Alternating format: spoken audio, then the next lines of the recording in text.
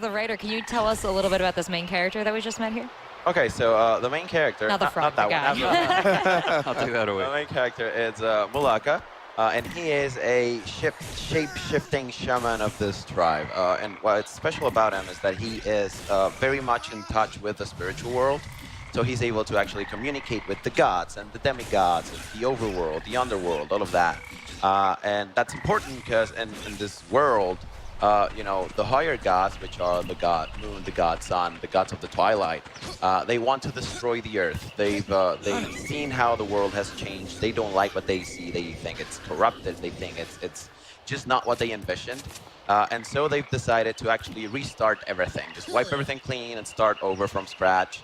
And you're obviously not really happy with that. Yeah, no, that doesn't sound good for me. Not at all. So your mission in the game is to actually get to them and convince them otherwise. Tell them that, you know, there's still a chance, there's still some hope left. And to do that, you actually want the help of the demigods. And that is why in the game you can actually turn into different animals. You get to the demigods and they'll allow you to actually take their physical form. So at this point, you already have met the first demigod. His name is Elawi. He is the ivory-billed royal woodpecker. And that's why you can actually turn into a bird and fly around. And, you know, there's other transformations in the game, like the bear, the puma. Like every one of these guys are very important to the culture, and they have their own meaning and they have their own mechanics in game. And that's pretty much the gist of it. So I see there's a large assortment of different attacks and skills that you were doing, like throwing your spear. You have a combo system, it looks like. Is there different weapons he uses, or is he's just with the spear the whole time? Is there a progression that you get more skills? Yeah, absolutely. I mean, you have, obviously, I mean, for this guys, it was very, like, the spear is the iconic, like, weapon. But absolutely, you can do some upgrades to your weapons, to your skills, you can also turn, like, some of those transformations actually have some benefits within combat. For these guys, you know, it's very, very important. They're in touch with nature. So in the game, you can actually harvest herbs and craft potions from them. Oh, so there is crafting. Yeah, absolutely. Oh. Yeah. I'll go do that.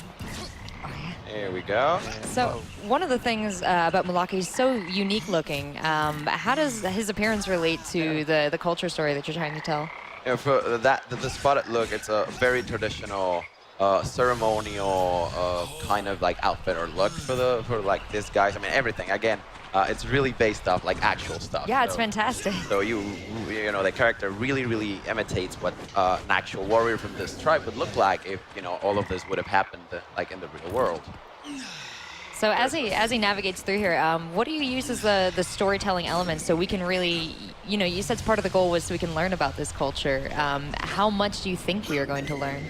Oh, I hope a lot. I mean, you know, again, every interaction I have with NPCs and like with the actual world really lets off a little bit of the lore. Now, obviously, the game is a game, and it's a game first, and it has to be fun. It has to move great. It has to have good combat and whatnot. But also, like, things like this, like we have the scripters of, you know, this particular enemy comes from this particular legend, and they have this particular, like, specific characteristics, and that way you can learn a little bit about them in game, and it turns into something useful in game. But also, you know, because it's actually based on something real, you get to learn a little tiny bit about them, and, you know, at the end of the game, our mission is for you to have fun, a lot of fun. But also, even if just a tiny bit, we want you to learn about these guys and what, you know, what's the background behind their great culture. Well, so many times growing up, I just when I see something in a piece of culture that I love, I go on to research it. Like, this can ignite such a spark. It's so interesting, and these characters so compelling. We hope so. Yeah. We really do hope so. It is very important for us to not just the educational deck, because Mulaka is not an educational game. Yeah. It's a fun, cool, action intense game before that just has the added value of being based on a real mythology and a real lore that really nobody knows about.